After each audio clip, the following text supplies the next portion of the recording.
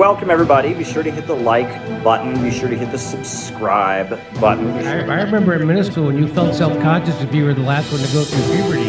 That really went topsy-turvy, didn't it? Sometimes the Hasbara, it's too much explaining yourself and it's too apologetic. Be sure to hit the notifications bell. I actually do believe Israel won't just bomb countless civilians. Be sure to tweet this out.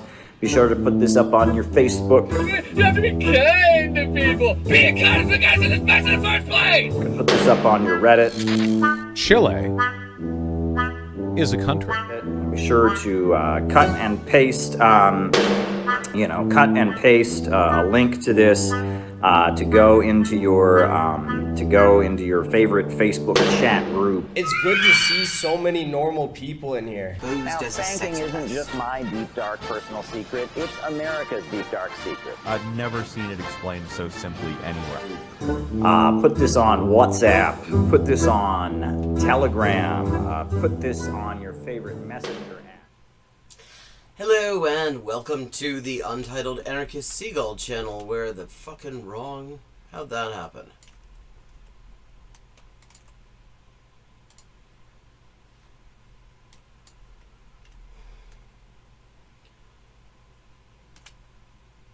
I don't know how that happened just now, but for some reason it was showing not my reaction fodder playlist at all. So that's neat. Well, how's everybody doing? I'm your host, an Untitled Anarchist Seagull called Elise, and this is the stream where lately we have mostly just been, like, watching Ethan Klein crash out and pointing out how full of shit he is. But we also do other things, and I've got a few interesting things to look at tonight, I think. And the first thing, this just showed up in my, like, notifications on YouTube, and it sounded interesting. I'd heard about the 60 Minutes chief resigning. It was behind a paywall, so I didn't actually find out more about that. But apparently, part of it is to do with Gaza. And so the Electronic Intifada live streams covered it with Ali Abu Nama. And I was thinking that's a short thing that we might just start out with, because I am curious about that.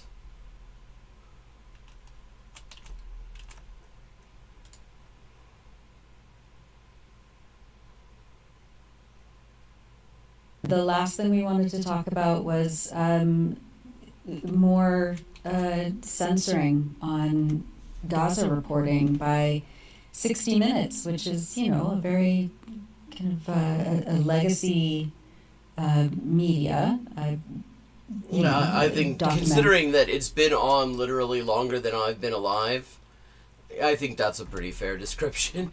Investigation over the last few decades. And it seems that they were censored over giving a platform to what was happening in Gaza.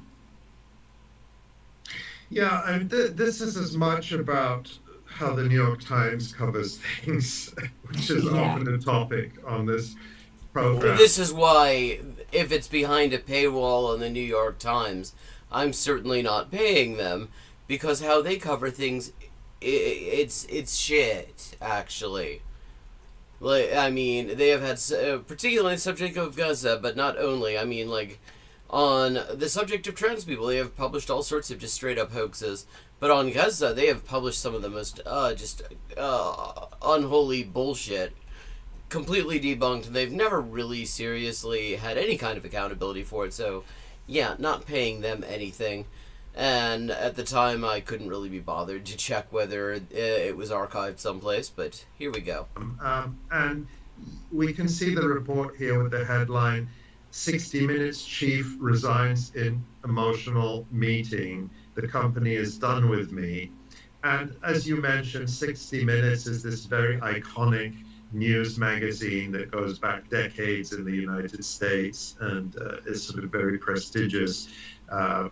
There's 60 Minutes Australia too, which is basically a franchise because I see many episodes of it on YouTube. But the New York Times reports CBS News entered a new period of turmoil on Tuesday after the executive producer of 60 Minutes, Bill Owens, said he would resign from the long-running Sunday news program, citing encroachments on his journalistic independence. And then they say that at an emotional meeting on Tuesday, Mr. Owens' voice sounded raw, and he struggled with his words, tearing up as he announced his decision to the 60 Minutes staff, which had gathered in its office across from CBS News headquarters in Midtown Manhattan. I want to get to the part where they talk about what it was about. Not so much how raw his voice sounded. It also says, during the meeting, Mr. Owens alluded to his displeasure with additional layers of oversight that CBS executives had placed on the program. Quote, in a million years, the corporation didn't know what was coming up. They trusted CBS to report the stories and program the broadcast the way 60 Minutes saw fit, he said. Any change to that arrangement, he added, created a slippery slope. Now, and the thing is, in the case of U.S. media, let's be honest, and not just U.S. media, just be clear. The fact is, it is a slope that they've been luging down for a very fucking long time. It's not like this is the first inroad. Like, journalistic independence in dominant media is basically non-existent. There's so many different ways that independence is undermined, and anyone who's interested in understanding that, a good place to start is Manufacturing Consent by Chomsky and Herman, which is an excellent job of just laying out how it all works. Bonsoir. The journalist Leila Al-Arian, of course, who we've had on this live stream on several occasions, pointed out that it wasn't really until deep into this New York Times article that we get to the crux of the matter. It's not in the headline, it's not in the opening paragraphs, you have to really read down into it. And that's that Sherry Redstone, the controlling shareholder of Paramount, the company that owns CBS, had complained specifically about 60 Minutes' coverage of Gaza. According to the New York Times, again, this is very deep in the story, quote, Ms. Redstone complained speaking of Chomsky, one thing that he has remarked on a number of times, it's definitely true, is if you've got an honest article in the New York Times on anything that is uncomfortable to power, the facts will be buried below the fold in like paragraph 12 on the continuation page or something like that, if they're there at all.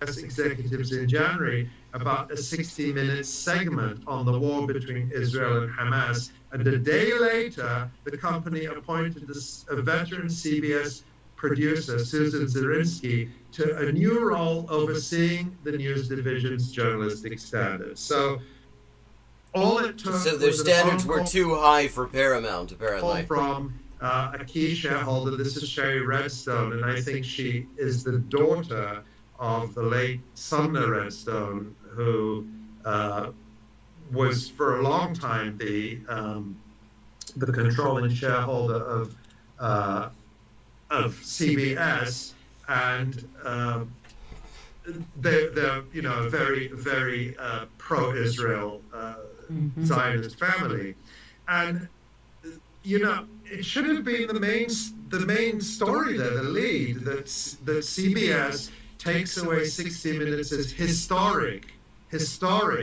independence, journalistic independence that it's had for 57 years because of a report. It ought to be, but it's like that is just how these fucking media outlets work. It's never going to be the headline, and it doesn't even matter how clear the facts are. We've seen that enough in the past year and a half, and really before that. But it's not a surprise, but at the same time, it is still just buck wild.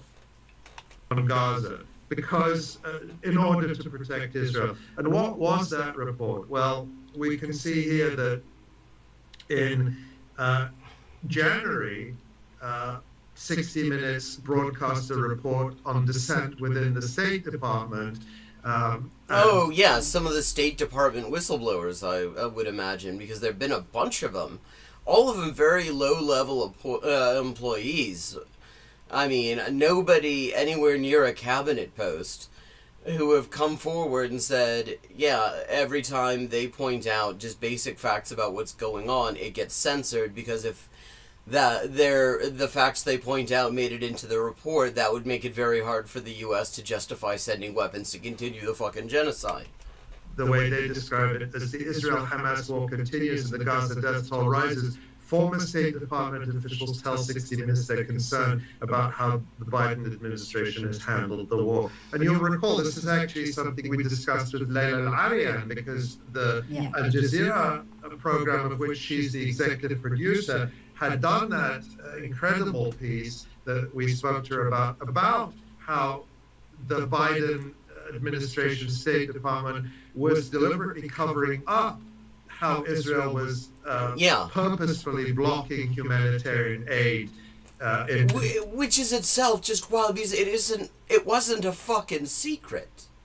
That's what is just so unbelievable. It's like Israel's just openly saying this is what we're doing, and yet the State Department sort of is, I mean, and you can see them on TV doing it because it's all over Israeli TV. And then the State Department's like, oh, we don't know whether that's true or not. They may be lying to hurt themselves for some reason.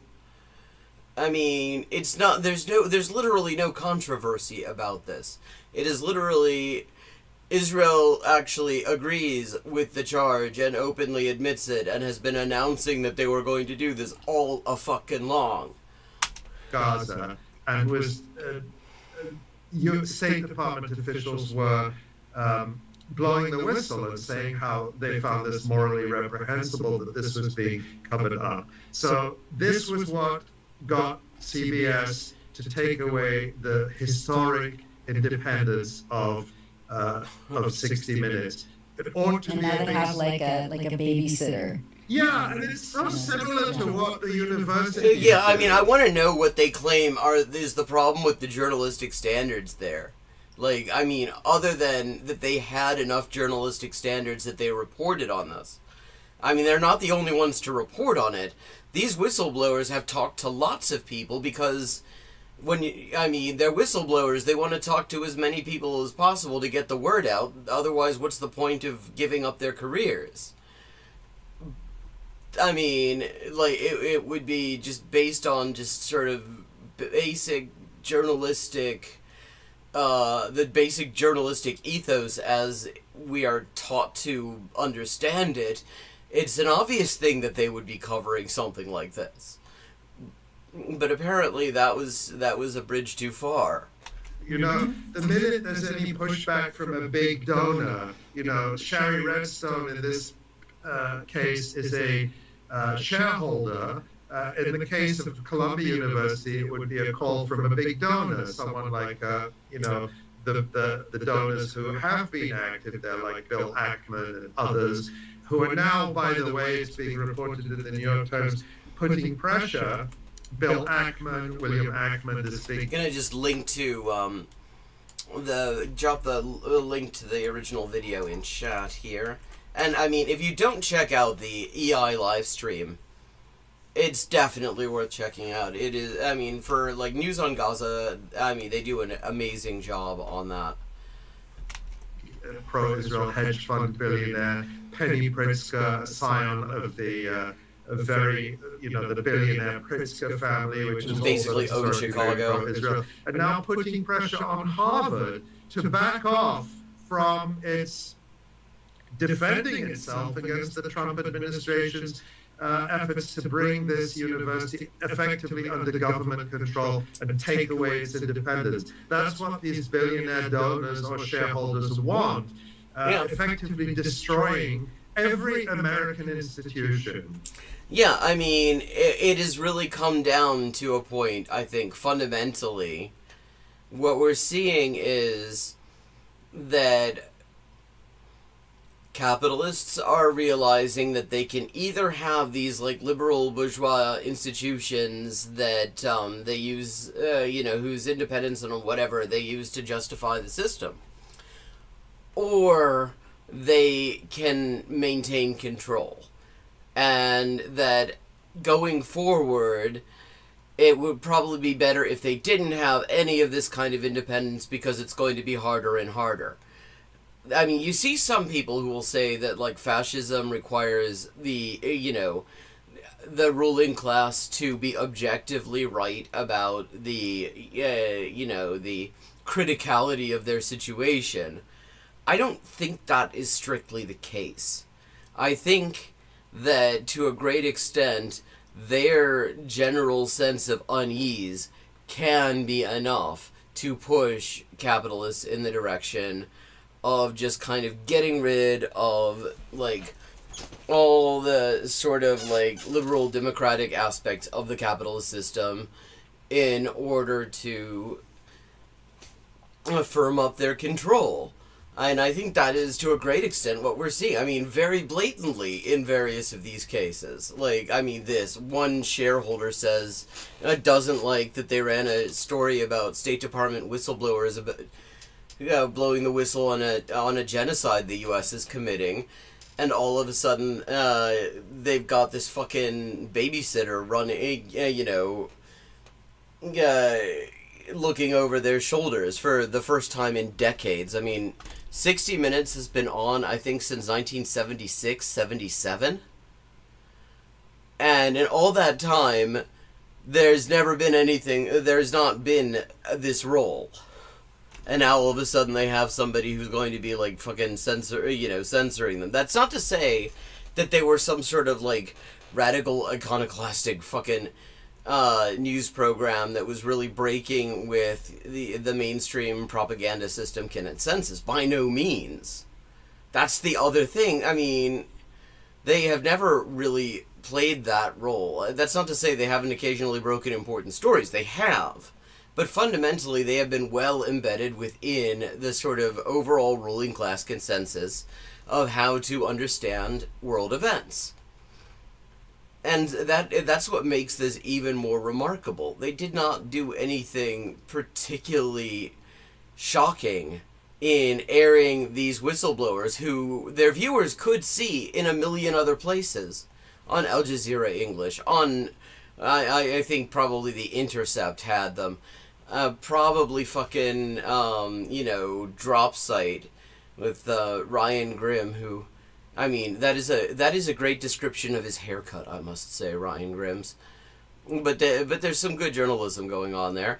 I mean, in fact, it would actually be embarrassing for a mainstream outlet like 60 Minutes not to have that story when it's everywhere else. For the sake of Israel, whether it's a university or a venerable independent news show like 60 Minutes, which, although was very mainstream, occasionally did, pretty good and pretty searching investigative reporting. Yeah. But that is now no more, just because we're not allowed to talk about how Israel is deliberately starving and murdering 2 million people in Gaza. And again, I mean, the wild thing about it is, it's not that the story wouldn't get out. It's not like this is an exclusive that 60 Minutes had. It wasn't. This was the only thing that changed because 60 Minutes ran the story is that you could say 60 Minutes ran the story. The story was being run with all over the place. Okay, so there we go.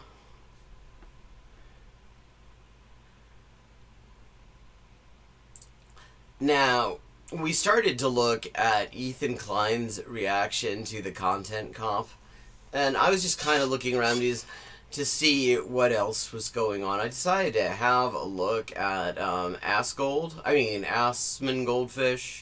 that guy, the Nazi goldfish guy. And it turns out he's had what he calls an honest reaction to content comp. And I was thinking maybe we could check that out.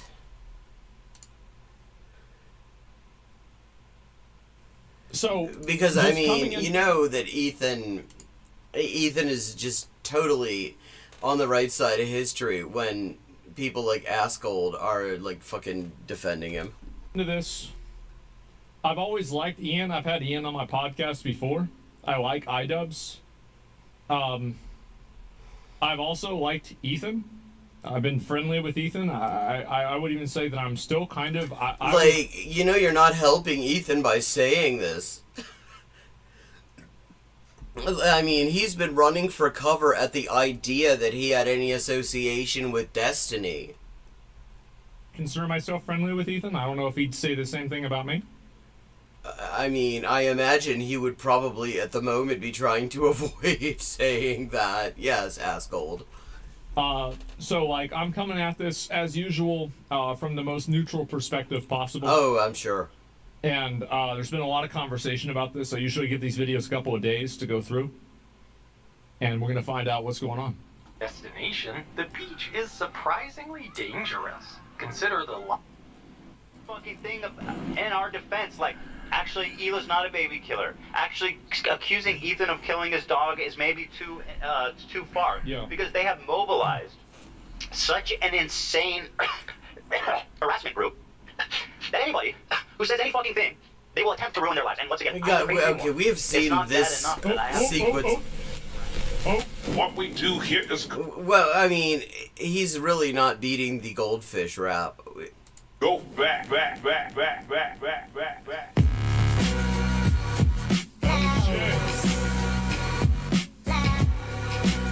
Oh. Bringing it way back. Okay.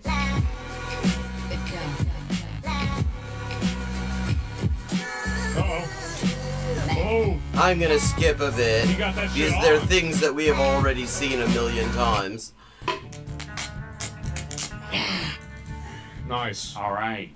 I didn't plan on making a content cop on H3. It sounds very stupid even saying that. H3 content cop, iDubbbz. Ethan Klein's out of control. And then you should do a content cop on Hassan Piker. Oh. Content, because now he's talking about it, not on Leftovers. He's now talking about it on his pod. Strictly a political streamer. So this is something. Here we go. He's not. He's played Assassin's Creed Shadows, and he played Marvel Rivals. That's not true. Keyed into. So when they see Ethan say things that are just like not accurate and it's just propaganda, they're gonna call it out. From the Look river to at his fucking eyes. He really is not. Yeah, I wouldn't call him a troglodyte. He's a goldfish. He looks like a goldfish, like a weird bearded Rasputin goldfish. He essentially means the state of Israel is going bye-bye. So this massive progressive audience and the thing is that I remember Hassan. I asked Hassan that myself because I looked at the map and it's like, well, how could Israel exist if you say from the river to the sea? No, well, it's interesting because this guy said that he was kind of cool with genociding Palestinians, and then walked that back in the most cowardly way imaginable, like, oh, I just meant the extremists and stuff. But he's really worried about what the lines on the map are. That's what really freaks him out. And he doesn't feel like it's a genocidal thing. No, because it literally isn't. Unlike the thing that you're cool with, ass guy. I mean, Asmongold, asshole, Asmonhole. We'll go with that for a while anyway. Hey, Riveroon. Yeah, see, the genocidal thing is what's going on in Gaza that you're cool with. So, I mean, if you're, by your own standards, why are you worried? Hard to say. I mean, I think that some people say it with that in mind of getting rid of Israel. Maybe other people don't. It's a pretty sticky subject, right? Well, that's a sticky subject for Asmonhole. And I wouldn't go, like, I think it probably is, it's like one of these sayings that has a different meaning for different people, right?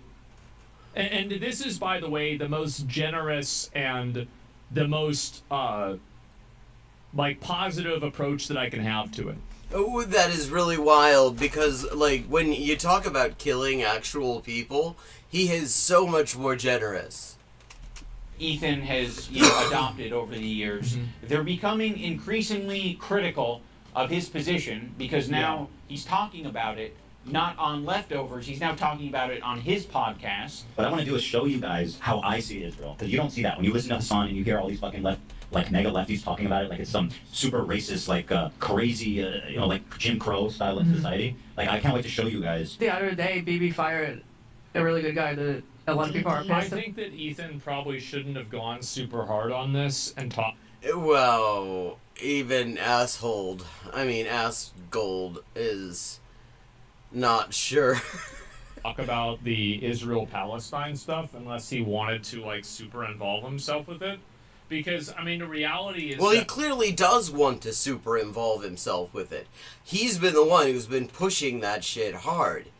He's the one who's decided to turn the, H3, the H in H3 to stand for Hasbara, for fuck's sake. I mean, it's not really his war. He's not... I mean, like, I think that it's important... Like, everybody should do what they want to do, but he didn't need to go this far, like, defending Israel. He definitely didn't need to. Oh, this is wild. I mean, because, of course, Ethan likes to deny that he is defending Israel. As Asmongold.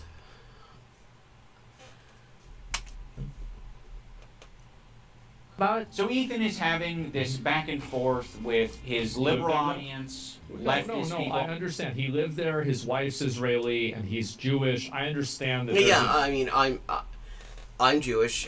Fuck Israel, actually. Sandiu Asmongold. Es una merda. Degree of solidarity that he may feel. I'm just saying that I don't think that acting on that feeling was beneficial for him. God.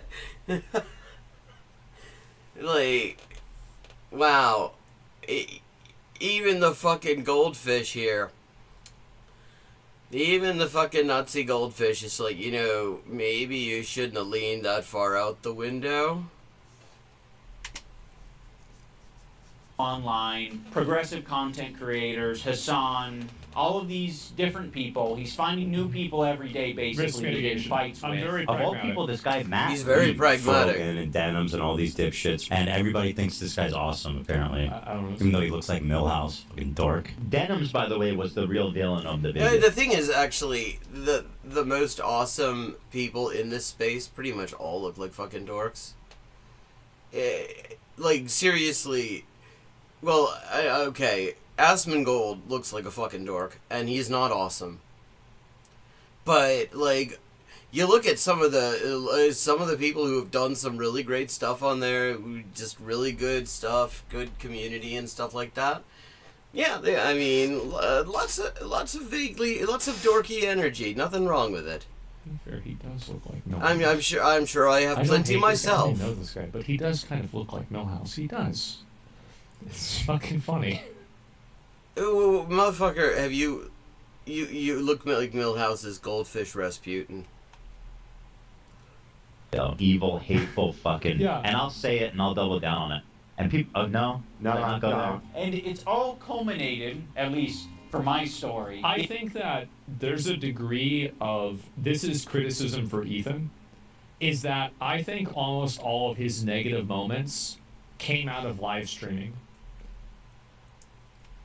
But he has a fucking kill switch to edit out the bits that are the most cringe. He just uses it for actually the least cringe moments. I think that we've seen this be a pretty common thread with a lot of content creators. Oh, well, he's getting pushback in the chat. Somebody was saying that the #1 cause of child death this year is Israel, although really that's not quite true because the Israel couldn't do this shit without the US, so really the #1 cause of child death in the past year is the United States.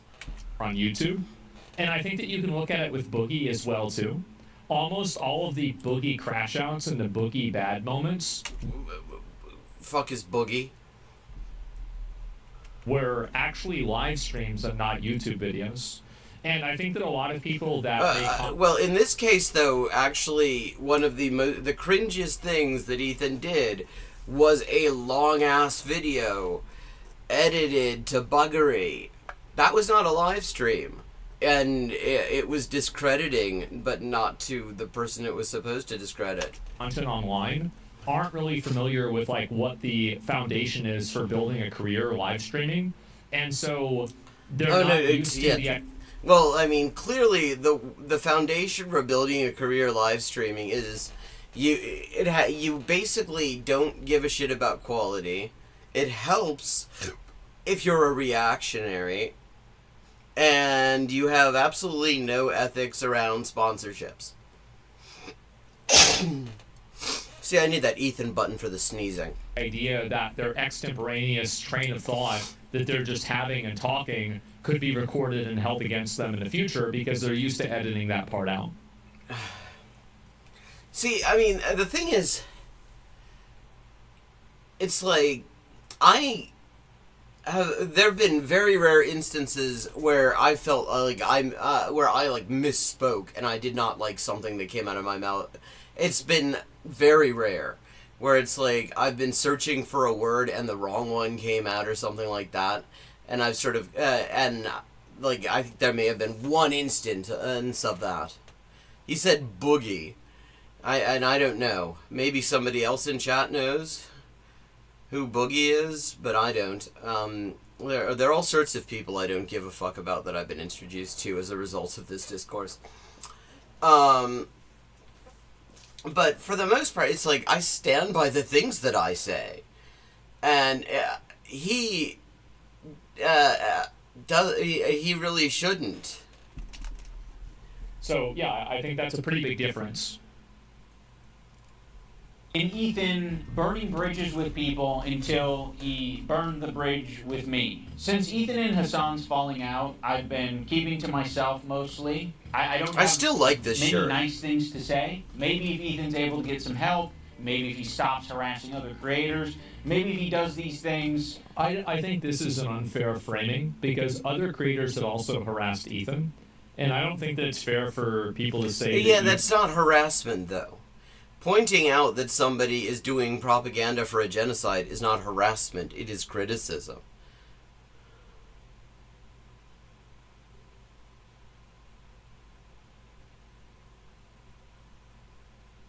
I'm going to skip ahead a little bit here. Right?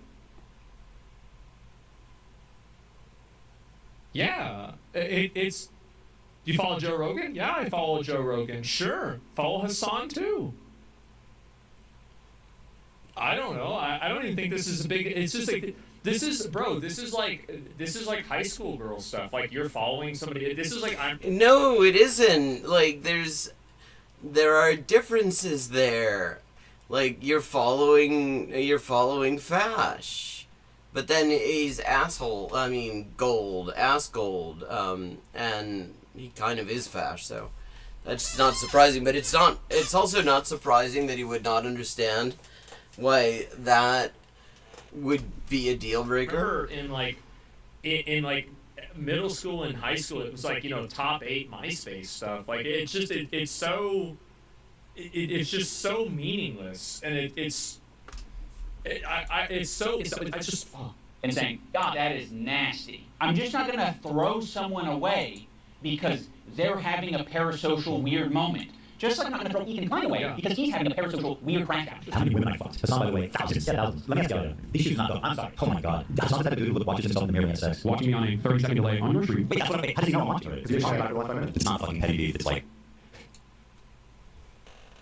It's so I'm trying to get to the stuff as an outsider, but still somebody who knows the people involved, to watch Destiny, Ethan, and Hassan go at it, and like they're talking about each other and watching each other and like getting mad at each other and then simultaneously saying that they're not watching each other.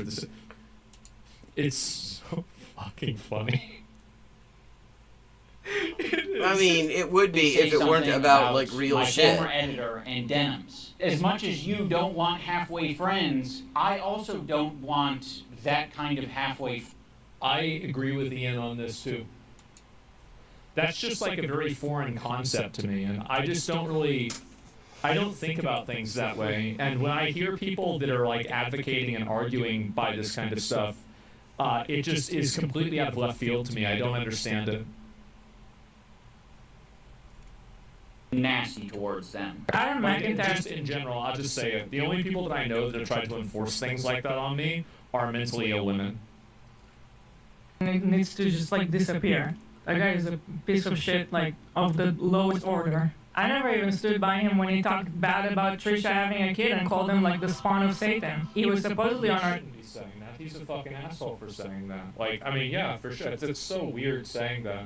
Yeah, and that's not. Aside, I would never even co-sign that. I was disgusted by that statement too. Which is weird again because she thinks that Yoav Galant is a fucking good guy. It's so easy to be anti-racist. Everybody's anti-racist. Racism is the worst thing in the world, right? We fucking hate racists. Fuck racists. Oh wow, I'm shocked to hear that Asmongold thinks that racism is not in fact the worst thing in the world.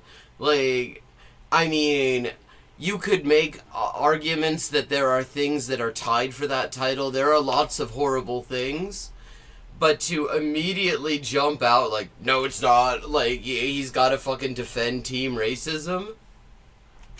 Aggressions. The minute that they actually have to stick their neck out for somebody, the minute they have to actually risk something to put themselves in under scrutiny, to sacrifice something personally to stand up for. I mean, it seems like there's possibly some aspect of that, but there's also just a fundamentally.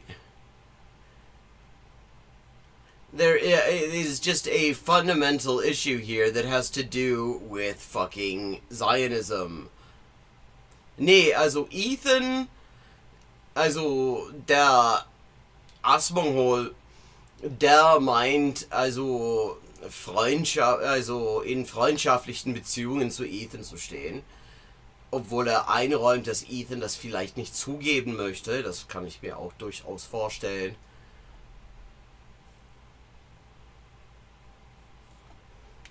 Racism, then all of a sudden it's like, hey, I don't want to get involved. And that's a great point Ethan's bringing up here. I think he's absolutely right.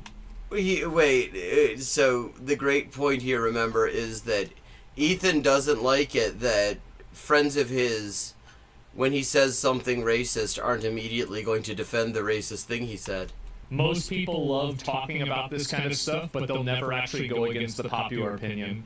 Most people don't hate racism. They hate being on the wrong end of the right side of people's opinions. The wrong end of the right side of people's opinions. Diagram that shit for me. What is the wrong end of the right side? Ethan's right about this. And I think that if racism... Well, I mean, this is great. This is the kind of defenders Ethan has at this point.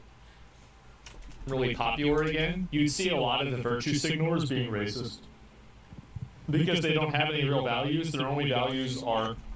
I mean, this is the same bullshit that you hear from, like, fucking Michael C. Rappaport, where you hear from Ethan as well, where it's like they claim that people are taking the easily less profitable stance, the stance that actually gets you demonetized and can lose you your job, because just for the clout.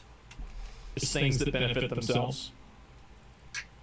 Drama. How much do you care? I don't do drama. How much Oh, do you yeah, of course actually not. care? If you're, isn't that the whole point? Like, I realize that Ethan and Hila are more scared now than they've probably ever been. I feel like I think that they have the right to be, especially considering all the threats they've received. They literally tried to have fucking Noah Sampson swatted. Just made up a complete lie about him in order to justify calling the FBI on him, which they told their viewers to do. Like, shut the fuck up. And the amount of ways that people have tried to weaponize government programs like CPS that are meant to help abused children, they've weaponized them against that family, and I find it to be disgusting. And I think it's very easy to say that. Ethan absolutely... Yeah, I mean... And if Asmongold thinks something is easy to say, that means it's got to be true. We did not deserve that at all. and it's indefensible, and anybody who's making any excuse for it, it's reprehensible. And I think the people making those false calls should be held accountable legally. Well, what do you think about anyone who, say, calls the FBI on Noah Sampson because Ethan Klein made up a lie, on stream, made up a lie in real time for them to tell the FBI in order to get him, like, arrested or swatted or something?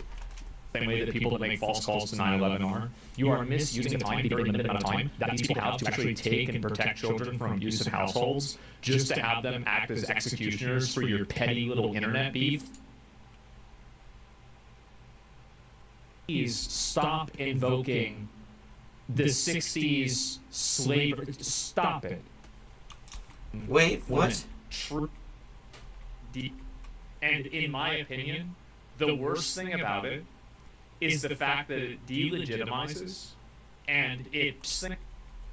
I feel like I missed something important here. Nobody is risking even 1% of what the people risked in the 1960s marching for civil rights. So, like, behaving poorly, you're hurting people. I mean, go back to the civil rights. You think that the people who are like the white kids who are protesting with the black students, you think that they were just like not risking anything? Those kids who are marching with the black students and... So in Ethan's analogy, he's the black student and I'm the white student, but I'm the white student that's not... Nobody is risking even 1% of what the people risked in the 1960s marching for civil rights. Really? I mean, I think there are people who are risking at least as much as that. And, like, fucking, where do you get off talking about what the sacrifice and risks of the civil rights movement, Goldfish, considering that you're part of the propaganda campaign to roll back the civil rights movement? Stop the cosplay. Stop it. It's pathetic. It's not cosplay, it's a fucking analogy. It's a bad analogy, let's be clear. Let's be clear. It's a really shitty analogy that Ethan has made up here. Because he is literally on the opposite side. Like, there is a civil rights issue that we're talking about, and he's on the wrong side of it. He is definitely not the civil rights activist in this analogy. But shut the fuck up, Asmongold. And in my opinion, the worst thing about it is the fact that it delegitimizes and it just waters down the absolute, like, bravery and, like, true principle of the people that actually marched against this stuff when it mattered. I mean, it still matters, though. People have been trying to revive this stuff ever since. Like, where do you get off talking about the legacy of the civil rights movement, motherfucker? Like you're some big anti-racist. You just went on a whole thing about how popular racism is. How nobody's really against it. Like, shut the fuck up. Please stop invoking the 60s slavery. Stop it. The 60s slavery? You know, marching by his side. I'm not doing the difficult thing. You're going to have to march on your own, black student. Marching with the black students and... I mean, why is it inspiring? I know. Yeah, like, I mean, this is such a ridiculous analogy. Well, and it's the same thing. Stop, don't bring remind back me. this on just because, but it kind of is the same thing. Like, I was thinking about going to Gaza. Yeah. Like, found out it's I feel like It's literally impossible to get into Gaza. Like, what are you gonna do? Like, you can't go there. Israel won't let you in except on their censored propaganda tours. So if you want to go in there and actually talk about what's actually going on, your only option is to go through a Rafah crossing, which is closed and controlled by the Israeli military, who will not let you in. Like, literally, the only way you're getting into Gaza, if you're not already in there, is if you fight your way in. total performative activist that doesn't give a single fuck about the cause. It's been performed exquisitely. Harassing one person and seamlessly trained. I got to say that it's really respectable that Mudahar said that he was going to go to Gaza. It is. It's really respectable. Why is that respectable to say that you're gonna? I can say that. Anyone can fucking say that. It's a really easy thing to say because it is impossible to do. Like, what is he gonna do? Like, find a breakaway tank column of the Egyptian army and force his way through the Rafah crossing and the Philadelphia corridor? Like, anyone can fucking say that. Elon Musk's constantly talking about how he's gonna go to Mars. I guess is that respectable? Because he literally is never going to go to Mars. We know this for a fact. It's not gonna happen. Like, literally, even if he tried, he won't, because he would be dead by the time. Even if his fucking cheap-ass bullshit rockets made it up to Mars, he would be dead in there because of how long it would take to get there. Like, literally, anyone could say they're gonna do something. And I've got to give him props. Why? Yeah, absolutely. It is performative. Yeah, like if you're willing to put the thing is, like, can you get killed going to Gaza? It's extremely easy to get killed in Gaza as it happens. But the thing is, you can't get in there. You literally can't get in there. Yeah, you can. But you either do it or not. Yeah. Yeah, and he's going to not, because you can't. I mean, this is like I'm gonna go to the North Pole. I mean, smoking a fucking joint while I say it. I mean, it's dangerous, and that's it. And I respect people that take a risk like that. He wasn't. What's the risk? He said he was going to do the thing. He has not done it. He could not do it. Especially for people for things that they really believe in. Positioning into harassing another one. If anyone's been watching the past fucking year, would I go to Gaza? I wonder, like, I don't know, like, because I'm worried that, like, I wouldn't totally rule it out. Oh wow, he wouldn't totally. Okay, so, like, fake going to Gaza is now apparently a thing amongst these chuds? I wouldn't rule it out. Like, you literally can't get in there.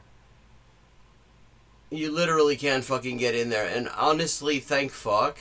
Because I think this dickhead might actually... I don't know. He seems like he might actually be foolhardy enough to just kind of do that if he could. And the last thing I want is to see him on a list of, like, martyred journalists in Gaza, because that would be such, like, fucking stolen valor. I'll tell you that. If I was in the Middle East, if I could go there and at least have, like, a degree of security, right? Oh, yeah, wow.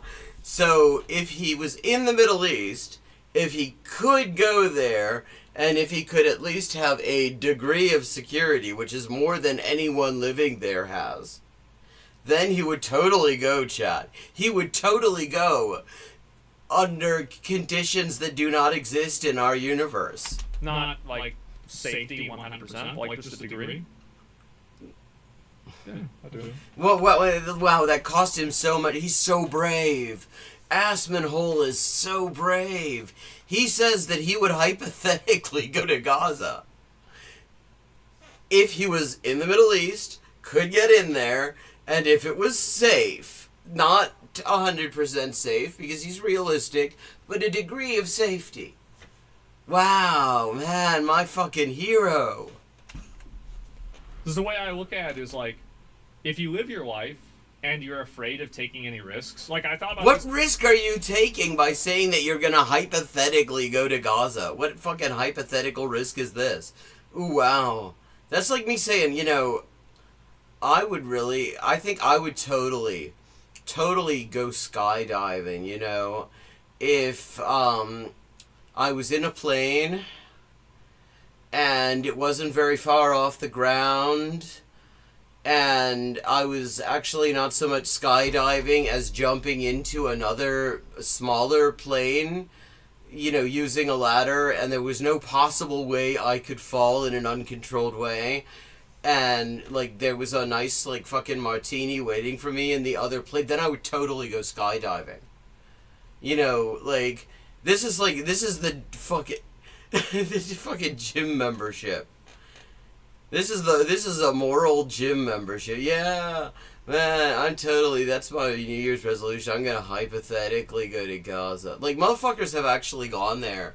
Maybe talk to them about how safe that was. Like, if you're gonna talk about people, you're gonna talk about how brave that is, why don't you talk to some of these doctors who have gone there and maybe talk to them, ask them what they saw. It's like it was a kind of like an epitome for me, where it was like, and this is an aside, and this video is already super long, but like they asked like, would you ever go to space? And it's like, if I'm afraid of dying going to space, that's like you're afraid of dying like to transcend the boundaries of humankind, like. That isn't transcending any boundaries. Humans have already gone to space. They went to space a long time ago, actually. Like, just because Elon Musk, with all the money NASA throws at him, cannot replicate achievements that were managed in the 1960s doesn't mean that is a frontier that humanity has not crossed. If you're afraid to do everything like that, to where like you can transcend your own existence, why are you even alive? Wow, that's so deep. I mean, and he's transcended his own existence. He said he would hypothetically go to Gaza. And he would hypothetically go to space. This motherfucker is hypothetically so brave. And so, yeah. Yeah, no, fuck it. Yeah, fuck it. I'll hypothetically go to the sun. You know, I'll go to Alpha Centauri, hypothetically, if we had the technology and it would actually, you know, we had warp drive.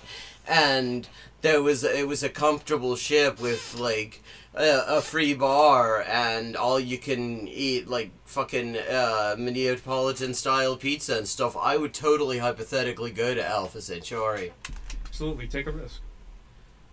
You're not taking a risk. You're just talking. Mudahar is just talking. There are motherfuckers who've actually done this. Talk to them. You want to talk about, like, fucking courage of convictions and stuff. Talk to some of these doctors. They're back in the States now, a lot of them. Talk to them. They'll like, talk to just about anyone because they're trying to get the word out. They'll probably even talk to your goldfishy ass. Huh? That's just me, right? I mean, I don't think anybody else should live like I do. I'm just talking about how I feel. Wow, yeah. I mean, this is his fucking rugged hypothetical lifestyle. I'm pretty sure they have a good idea. Yeah, I mean, I don't know. I'm not saying this isn't for everyone. Like, not everyone's as brave as I am, but like, I say fuck it. In the subjunctive, I'll totally go to Gaza under very specific conditions that ensure I never have to make good on my word. Your feelings about Hassan. Like, people like Anissa are the perfect example because she's friends with these people. She's friends with Denims. Denims is streaming this story about our kid I'll show that, yeah. getting Giarda from the dog, whatever. I'm sorry. I'll accept this position from anyone except you guys. You have laid the groundwork for this type of streaming, which is watching people's shit and giving your unfiltered reaction to it. Why would you... What, it was not about me? That's wow. iDubbbz just described Asmongold's real lifestyle. God, you know, fucking hypothetically go to Gaza. Fuck you, Ian. He's fucking my hero. Expect Anissa, of all people, to say something to Denims. Okay, so by that logic, we should be saying shit to you guys all the time. But I have a feeling you guys wouldn't like if we said shit like that to you all the time. Yeah, we've been respecting you as independent content creators. You can do what you want. We'll treat you as adults. Maybe we shouldn't have been treating you as adults. She could say so much, and it would make her a little bit uncomfortable, right? It's not comfortable. She'll get a little bit of shit. Yeah, just for But saying that would be commendable. And by the way, it kind of speaks for itself that saying, hey, their house is claimed, they're, they're actually good people, like that's going to get you shit. That kind of says it all, doesn't it? Well, yeah, because nobody believes it. I mean, I don't give a fuck about the house clean. I don't know one way or another. I mean, But like a definition of good people that includes just spreading debunked propaganda to justify a genocide, to me, is not a definition that is useful. I think there has to be some sort of standard. There isn't a single person that I respect who would give a fuck if I publicly said that Ethan and Hila are great with their kids, Ethan and Hila didn't kill their dog, and Ethan and Hila wipe their asses or don't have giardia or whatever the fucking the prompt is. Wow, now Asmongold is like covering his face because that is wiping his ass. That is one thing he will not do even hypothetically. That is a bridge too far. He could never imagine doing that. And here, this guy is just coming right out and just kind of giving it away, saying, yeah, of course these people wipe their asses. No one would care. The only person who would care is me, because I'm like, why did I tweet this out? I'm not tweeting it out because I'm not your fucking lapdog. That's why I'm not tweeting it out. I'm not saying it to my audience because I don't give a fuck. It's not my business. That's, in my opinion, doing something that's Yes, it difficult does. and standing by your principles. That's the whole point. That's what makes standing by your principles admirable, is that it's not always easy. Why are you saying that I'm not standing up for Can my we get principles? Hassan on to say some crazy shit again? I mean, we haven't heard him say anything that was actually particularly I'm trying to find the bit where Hassan does the whole hilarious... Oh, I skipped it. That was way at the beginning, wasn't it? The wakey thing.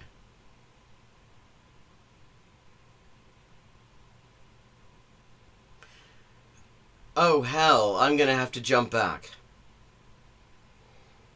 I'm gonna jump back and forth, chat. I skipped over the part I was wanting to skip to because I'd forgotten how early on it is.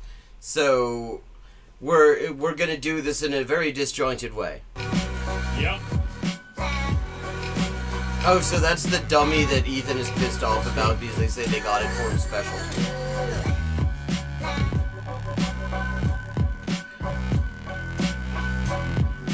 This is a pretty funny intro. It's alright. I mean, I watched it like 4 times now.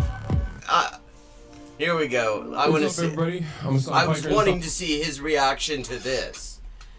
Instead, we got this wonderful discussion about hypothetically going to Gaza and how brave it is to hypothetically do that.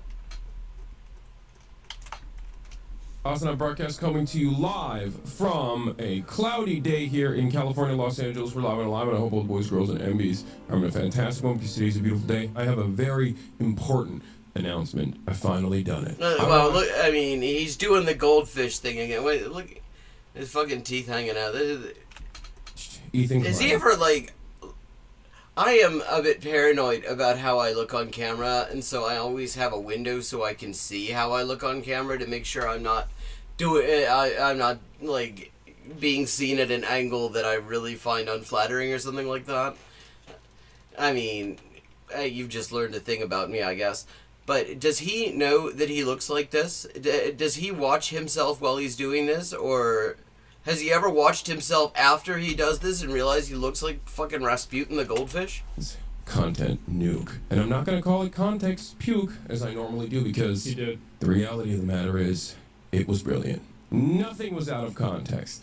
Everything was correct. I am an Islamist, fundamentalist, radical terrorist. I am a vicious anti-Semite. It's true. Most importantly, Ethan Look is at more his fucking attractive than me, eyebrows. both physically and also mentally. I've been lying about everything, including my glasses. They're fake. He was right about that. That's not even in the content nuke. And he was right about that too. How did he know everything?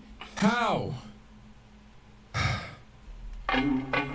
Wake up, Ethan. Wake up, Ethan. Ethan, wake up. Wakey, wakey, Ethan. Wake up, Ethan. Wake up. Time to be awake. Somehow, actually, now he reminds me of Maniac Cop when he's doing these. I wonder if he is inspired by Maniac Cop, actually. Movies that I never watched, but I saw, like, Thoughtline's other channel, Scaredy Cats, looked at all of them. Wake up, Ethan.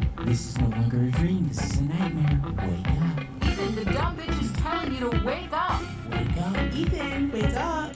Okay, he didn't do anything except move his eyebrows. Rogans and the Denims of the world. To associate with Hassan, that just makes sense because he's famous and he's got a massive fan base. Also, Ethan's still I mean that's actually kind of true. follows Hassan on Instagram, so Hassan is in his feed. And that's showing up right up on us Nisa's and Idub's feed. It's important to remember that this is a living document and people can be removed or put onto it depending on how Ethan's feeling that day. You have this other tier of creators that exist below Hassan but are still anti-Ethan, but Ethan really doesn't want to bring Do your I get a attention to mention? these ones because... No, of course I don't. Nobody's heard of me. I mean, present company accepted, obviously. But every time I see one of these, it's like, okay, is this going to be the one where I actually showed up in somebody's search and now, like, somebody's going to try to start some shit with me, like the time that Caleb Maupin showed up in my chat and demanded that I debate him? Unpopular, you know? A lot of them are famous. It's no coincidence that Ethan stays silent when... I mean, I've never heard Stavros or Theo say anything about Ethan one way or another. Would they hypothetically go to Gaza, do you think? They do? I don't even know. Like the only clip, let me see if remember the Stavros clip where he's like, I read some stupid stuff about you, Hassan. I don't like you anymore. Like, that was like, it's just like everything is always so serious now. That was funny. This guy's funny. That video is like isn't like, oh God, yes. These powerful, popular men are supporting Hassan. It's because Ethan is a coward. He's a bitch-made coward. I think Ethan has an unreasonable amount of respect for these comedians because they have power, they're quick, and I think he knows that they don't fuck with his ideology. But he's going to keep that to himself because the last thing that he wants to discover... I mean, didn't Theo interview Donald Trump and also... Mocks you on a stream, you're not touching it. Fuck you, you're a coward. It's just his job. It's just what he does for his job. So, you gotta... That's right? Because Ethan reacted to this content cop right off the rip, immediately, instantaneously... reacted to it. Well, that's saying a bit much because he got like 3 seconds into the thing. He had a 3-hour stream. We looked at it last night, and we were like an hour and 40 minutes in, and he still hadn't gotten past the intro. So I don't know if you could say he reacted to it on stream. He reacted to some of it. Whereas Hassan never reacted to Ethan's video about him. And I think Hassan should have reacted to it. I know he's not going to, and I get why he's not going to. I understand. I don't think you do. But at the same time, you know, I've got to admire a guy that, like, a massive video gets put out on you, a content cop, and you immediately live react to it. But he really didn't, though. He never got around to watching most of the thing, as far as I could tell. Nearly more than an hour and a half in, he'd only gotten to the introduction. He was just fucking crapping on for the entire time. And it's like, okay, I mean, guilty, I do that too. I pause a lot. But I don't take credit necessarily for watching an entire thing that I spent most of the time talking about. Yeah, basically, that seems to have been what happened. That was like where we were leaving off last night. I mean, you gotta, that's big dick energy, man. It is. No, wow, I mean, yeah, because you see, Ethan hypothetically watched it, chat. See, I mean, that is like, that puts him in the pantheon of big dick energy next to Mudahar and fucking Asmongold and their hypothetical desire to go to Gaza, but only when it's safe and possible. I mean, wow. I mean, just the fucking heroes right here. On your podcast that mentions everything. You're bringing up some fucking connection I have on Twitter. Someone mocks you on a stream, you're not touching it. Fuck you, you're a coward. It's just his job. It's just what he does for his job. You know, he doesn't mean it. We're actually good friends. You know, he makes fun of everyone. It's not just me. I don't know who that guy is. Also, I can't forget about Matt Lieb. Matt Lieb is in this like middle tier. His valuable association is Rhett and Link. So Rhett and Link, conveniently, are also in this category of popular and powerful men who Ethan does not want to burn bridges with. Although he's sniffing around. This guy Matt Lieb, he works for Good Mythical Morning. Of all people, this guy Matt Lieb. Oh yeah, and he tried to get him fired. He is a producer for Good Mythical Morning. Well, this guy works for Good Mythical Morning, acting like he's wholesome, and he's bringing on somebody that wants to kill my wife, or in a video game. Yeah, right. I think he should be fired, frankly, and I hope he is fired. He's pathetic, and he. Yeah. See, this is the moral high ground from which he gets outraged that somebody was concerned about the Giardia outbreak in his house. Interviewed a fucking, basically a terrorist. I think Ethan only respects power right now, which is one of the reasons I made this video in the first place, is because he thinks I'm weak. He thinks a lot of these other creators that he's gone out of his way to... I will say that this video, I think that the main, like, if I was going to make look, iDubbbz, I gotta say, I mean, you may be tough, but you're never gonna reach the fucking hero core, fucking Marvel hero level of a guy who would hypothetically go to Gaza. Hypothetically, maybe, if it ever becomes possible and it's safe. To who got the most hate out of this video? Yeah, I mean, he is.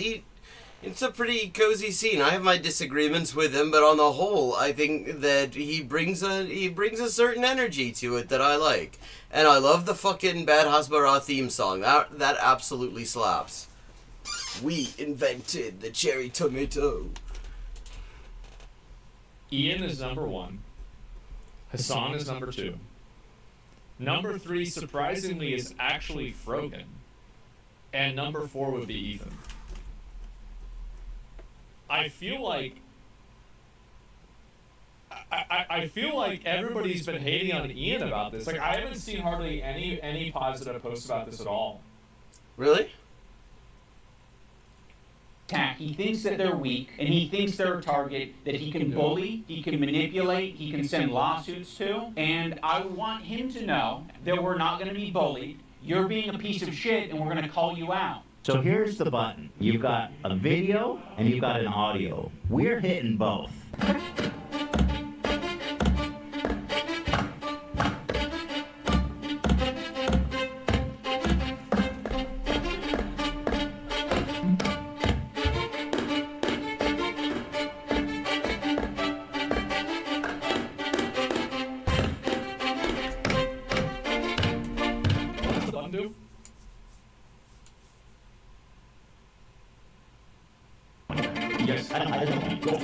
Yeah, there's no shit. Like, how pathetic are you? Don't worry if I don't have it all now. I don't like pedophile. Like the Eye of Sauron. I see you. I see you out there getting fucking cockroach. This, by the way, should have been the intro. This is actually kind of cinema, and it makes it look super unhinged. This should have been the intro. You could be living with your parents for a lot longer than me. Yes. Oh, yeah, I don't think that's a big deal. It always surprises me what you think crosses the line. Well, I looked at Olivia and she's like, yes. Okay, now we're getting to a bit that we haven't seen. At least I haven't seen it. Maybe you've all watched the whole thing. Riveroon, who recommended it, I would imagine probably has seen more than a little. But we're finally getting to some stuff I haven't seen, and... Now let's talk about the button.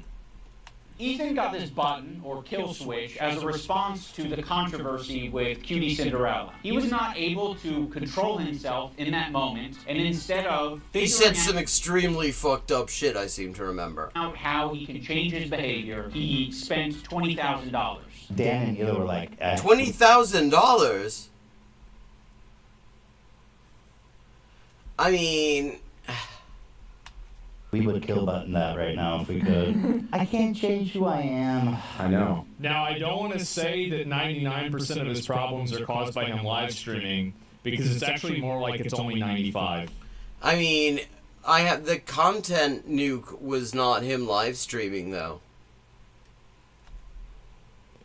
I said before and again and again and again, I think this is exactly what it is. Yep, and even he realized it. Well, but except the thing is, he didn't realize that. Because he isn't, like, hitting the button to get out his, like, shitty genocidal takes where he spews propaganda that if he bothered to look into it for, like, a half a minute, he would know was not true. He's not using it for that. See? I could almost respect that. I could respect somebody who knows that they run off at the mouth and say some bullshit occasionally because they just get off on a tangent or something like that, having a button to get rid of bits that really should not have gone out on the air in the first place. I could understand that. I would have some respect for that, because that is a way of having standards. I mean, it steps short of not saying the stuff in the first place, but it's not. But I don't think it's fundamentally a bad thing if it stops it going out on the air in the first place, because you realize, oh shit, I absolutely should not have said that. That was wrong. You know, but okay. He does not use it that way. Otherwise, like, his content nuke would be very, very short. Exactly. That's why the kill button is on its way.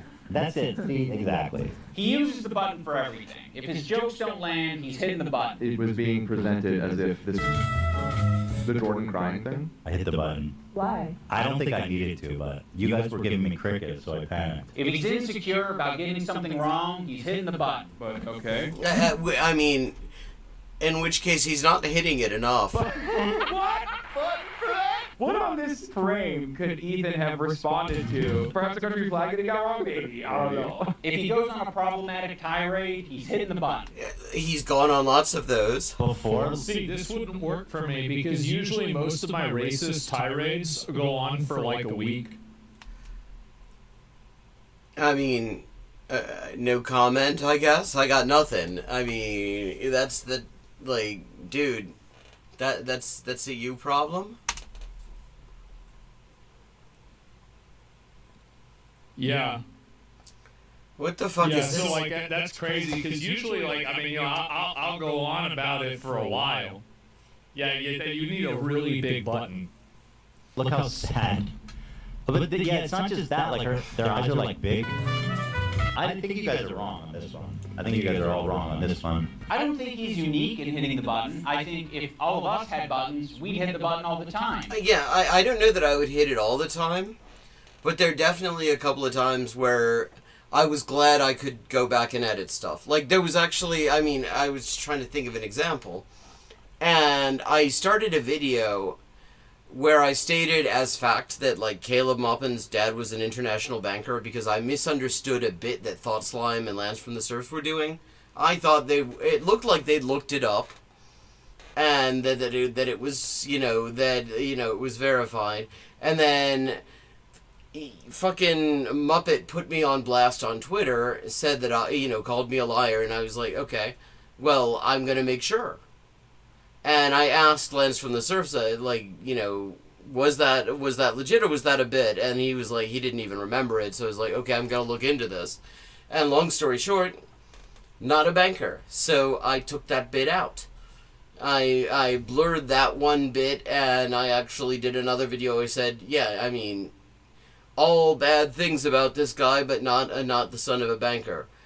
I did not go into detail because it is absurdly easy to find all sorts of information about his immediate family, which you probably should not be able to find so easily.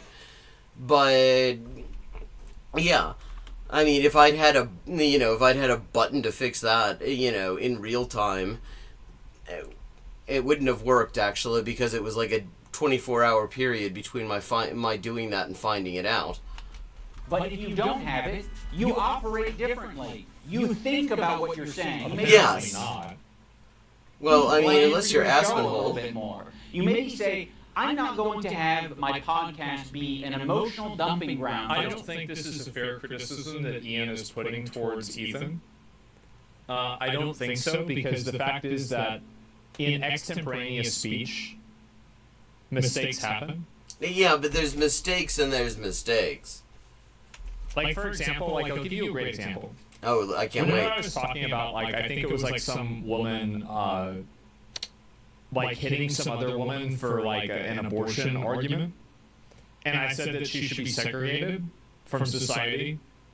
I was like, oh, I probably shouldn't have said that because she's black, right? I didn't say it because she was black, but it could be...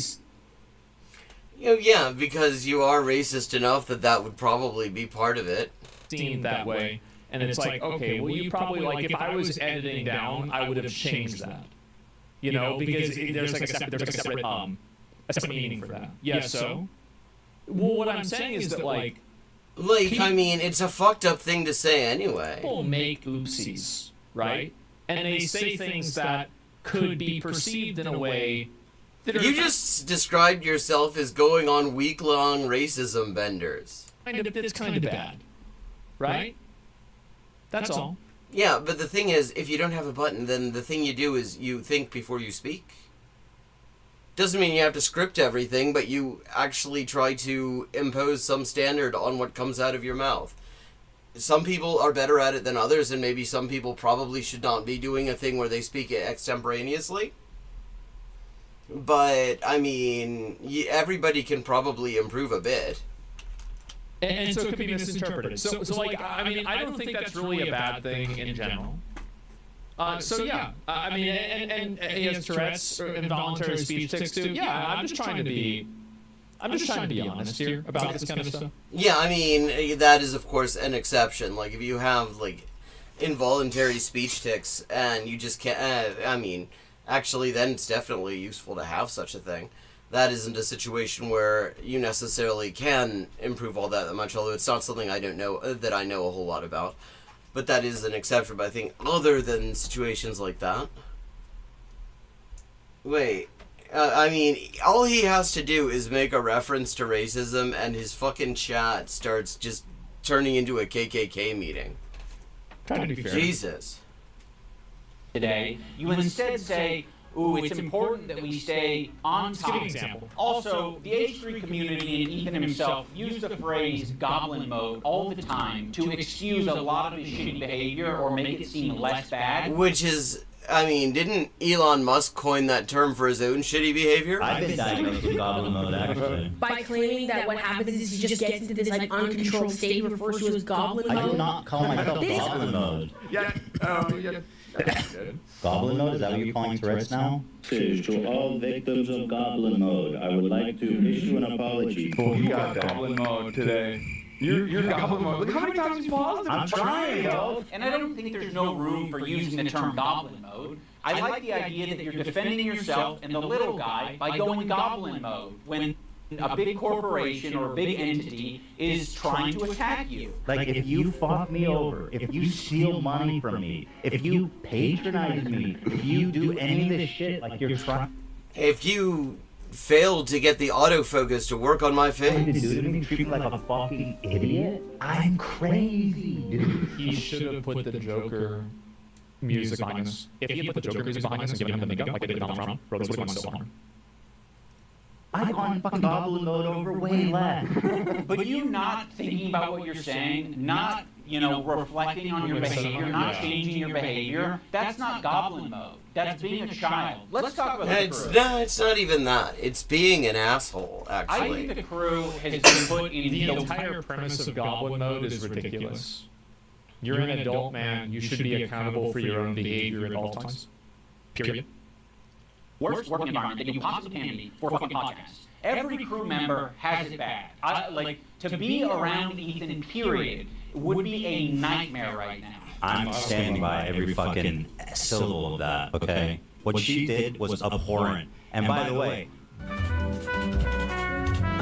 Just dumb. Listen, your critique of her is correct. It's just, people are sensitive about women being called that word. And so... Like, how pathetic are you? Yeah, of course. I call women bitches every day. Oh, wow. Well, then it must be all right. Thank you. We got the arbiter of human behavior here to reassure everybody that that's cool. I mean, Ethan, don't you feel reassured that Asmongold has your back on this? Some of them are. What? Yeah, I mean, there is ticking and there is like going on a long propagandistic rant to downplay the number of people murdered in Gaza and make excuses for why it had to happen. I've never heard of that being a tick. That's not the same thing, indeed. Was this some kind of a big deal?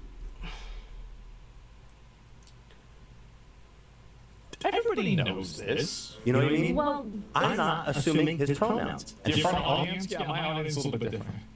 Oh, yeah, you can say that. I've been looking at his fucking chat. All these people. Go ahead. And I'm not yelling at you. I'm just... Kelly is a black woman, right? Yes. Mazil Oh, here we go. is a Korean. Now, that's funny. Oh, Dan, come on. You're being such a That's buzzkill. funny. Yeah, I don't know Korean. I asked if Koreans are POs. You know, Dan's in the bathroom. Let's just not do this right now. I asked if Korean people are POCs. The one time the button didn't work and we listened to how he spoke to AB without thinking that the internet was going to hear it. They are POCs, by the way, but they're not bi POC, which is black and indigenous POC. So they had there wasn't enough for people to like be oppressed on one level. They had to create like multiple different like four-dimensional oppression in order to get more attention. Oh yeah, that's what that was about. Thank you for elucidating that there, Mr. Hypothetical Gaza visitor. Dude, it was People of nasty, color, and POC. it didn't have this caveat of like, I'm not mad at you. It was anger, and it was uncalled for. Use they get access to cover most of it. Doing it. What are you It's doing? so awkward and terrible. I'm sorry, I'm not. Just like, this is what I'm talking about when it's always like... We need to get home for our kids. It's like, bro... Oh no, I didn't want to finish it right now. I was just talking about finishing On Wednesday. Friday. You guys, like... Alright, I'm taking my hand off. What? Okay, well... Thanks, button. And he didn't want to take accountability for it. He immediately wanted to deflect, and he wanted to say that the button fucked him. First of all, I appreciate the hard work. I know you do. And I loved it. And Yeah, I really you don't enjoyed- get to say that. Just because you have a button that does the thing, that doesn't mean you... Especially, see, the point of the button is that other people who are not in the room with you don't hear the thing you just said that you shouldn't have said. But that does. But if you're saying it directly at somebody in the room with you, the button doesn't come into it, actually. But it's like every time we do it, it's like the show is what it is, and I know. Here's the thing, is that when you work with somebody that you respect, am I crazy that you deal with stuff like this sometimes? It's not really a big deal. Like, I remember my manager... I'm an asshole to people all the time. Nobody seems to sweat it. At the IRS, like, multiple times... This motherfucker was in charge of looking at people's fucking taxes? Basically call me fucking retarded. And, like, you know, like, all kinds of other stuff. I didn't really care. And they shouldn't do that. And maybe you should not have then turned around and created an online community around people who are like proud of calling people that. Care about this. This is like, but like, you know, there's a mutual respect. Like, it's just the way, like, I don't know. I feel like this is like Karen stuff. Like, it's not a big deal. And also, like, so, and the problem too is that when you say something like that, I feel like I've never, and you can ask anybody that's ever worked for me. Again, throwing the gauntlet down. These rich motherfuckers. Anybody ever had an experience where I have ever said anything even slightly derogatory or dismissive or rude to you? I mean, you say like fucking derogatory, dismissive, and rude things about everybody else. But I just noticed the time. It is time for us to wrap up. Thank you so much for joining in. I hope you enjoyed the stream. I always love seeing you in chat. I will be back at 11:30 p.m. U.S. Eastern Time this coming Friday. Have a good night, and wow, like, fuck all these guys, actually. I mean, iDub seems kind of cool. I just mean, like, everybody on the screen right now, just to be clear. See, I wouldn't even hit the button for that. Yeah.